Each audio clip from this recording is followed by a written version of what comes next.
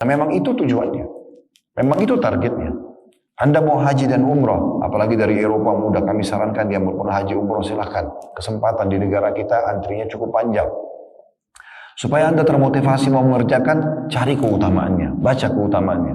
Ketik di Google tadi misalnya keutamaan haji dan umroh, misal contoh, seterusnya Anda akan dapatkan banyak sekali hadis tentang dan penyampaian dalam wahyu tentang masalah keutamaan. Dan pasti Anda akan dapatkan keutamaan tersebut. Nah seperti itulah, semua ibadah itu ada keutamaannya.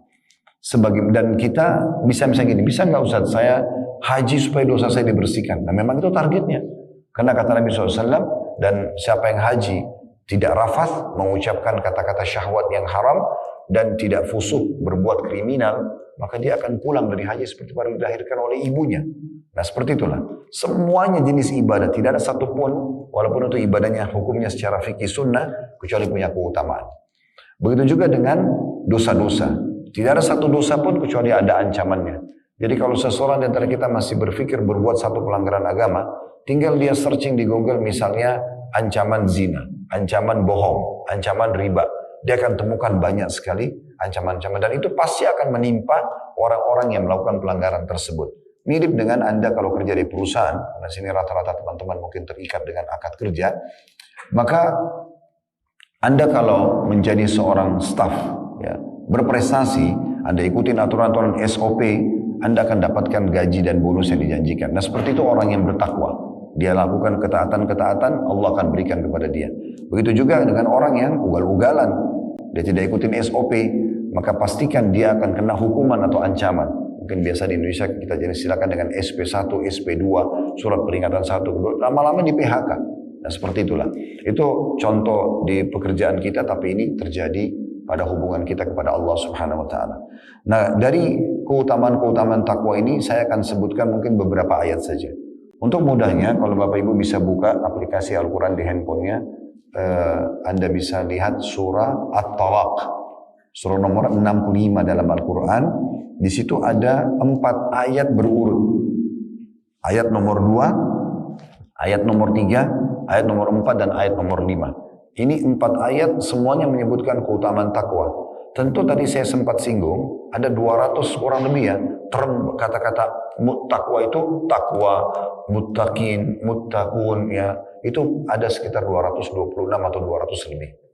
Kalau kita lihat misalnya di ayat 2 surah At-Talaq, surah nomor 65 ini, di akhir ayat Allah mengatakan, wa may yattaqillaha yaj'al lahu makhraja. Terjemahannya jelas sekali, barang siapa yang bertakwa sama Allah, patuh. Apa yang Allah perintahkan dikerjakan, apa yang Allah larang dijauhi. Dan dia fokus selalu di situ. Apapun yang dia mau lakukan, tanya, Allah boleh tidak? Allah izinkan kita kerjakan, Allah larang kita tinggalkan. Nah seperti itu, maka Allah akan mengadakan atau memberikan kepadanya jalan keluar.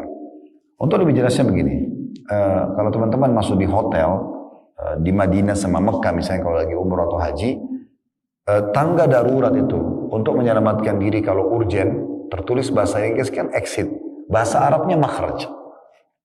Allah tulis makhraj, ini kata-kata yang digunakan di sini. Apa itu maksudnya? Dalam keadaan darurat, Anda butuh menyelamatkan diri, Anda bisa gunakan. Dari mulai lift mati, misalnya tidak jalan listriknya, atau Anda terjadi kebakaran, gempa bumi, Anda bisa menyelamatkan diri dari tempat tersebut. Nah, Allah memberikan solusi atau keutamaan pertama, siapapun yang bertakwa sama Allah, Allah akan berikan kepadanya jalan keluar dari segala macam permasalahannya. Bahkan yang uniknya, kalau Anda coba lebih hati-hati, lebih detail lagi. Pokoknya begitu buka mata pagi hari sampai tutup mata lagi malam hari, selalu berada di atas ketakwaan. Apalagi nih, dari ketaatan kepada ketaatan yang seterusnya. Dari sholat, sesudahnya maksudnya. Dari sholat ke sholat sesudahnya. Dari zikir ke zikir sesudahnya. Dari doa ke doa sesudahnya. Dari sedekah sesudahnya. Begitu seterusnya.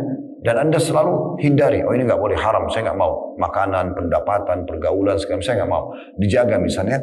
Maka betul-betul kita akan menemukan makhraj ini, jalan keluar, sampai kepada hal-hal yang kecil. Sampai hal yang kecil, ya. Luar biasa gitu Allah berikan tolong. Kadang-kadang kita baru berpikir mau ingin makan sesuatu, Allah sudah datangkan ada orang yang memberikan.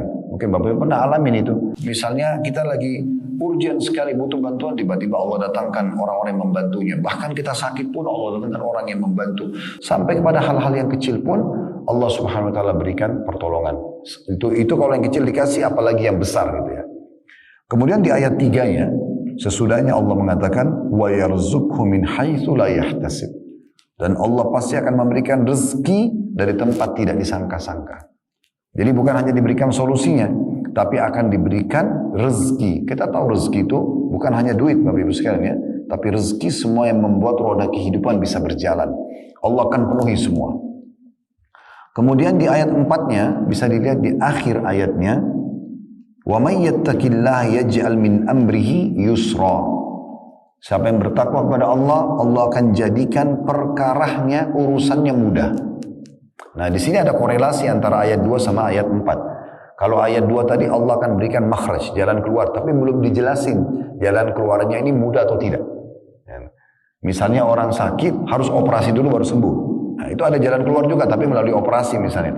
Mau mulai usaha tapi mungkin orang utang dulu contohnya. Tapi di ayat 4-nya Allah memastikan wa may yattaqillaha yaj'al min amrihi yusra. Siapa yang bertakwa sama Allah, Allah akan mudahkan makhrajnya tadi. Urusannya akan dimudahkan. Jadi bisa saja tanpa operasi sembuh. Bisa saja tanpa utang bisa usaha. Dan di sini kata ulama adalah tergantung level daripada pendekatan diri dia kepada Allah. Makin bapak ibu ketat ya, pokoknya saya nggak mau tahu, saya nggak mau ketinggalan sholat malam, saya nggak mau ketinggalan sholat duha, saya nggak mau dan itu misalnya ibadahnya, dan saya tidak mau terus dalam dosa sekecil apapun, maka makin yusra, makin mudah urusannya. Nah seperti itu. Dan ini Anda bisa langsung praktikkan, bukan hanya teori, tapi ini janji langsung dari Sang Pencipta Allah Subhanahu Wa Taala. Kemudian di ayat selanjutnya, ya, di ayat 5-nya, di akhir ayat juga Allah mengatakan wa may yattaqillaha yukaffir anhu sayyi'atihi wa yu'dhim lahu ajra. Dan siapa yang bertakwa kepada Allah, maka Allah akan menghapus kesalahan-kesalahannya, pemutihan kesalahan. Tentu Bapak Ibu tidak asing kalau kerja di perusahaan, biasanya sebagian perusahaan itu memberikan pemutihan. Kalau pemutihan itu kita dapat dua hal ya.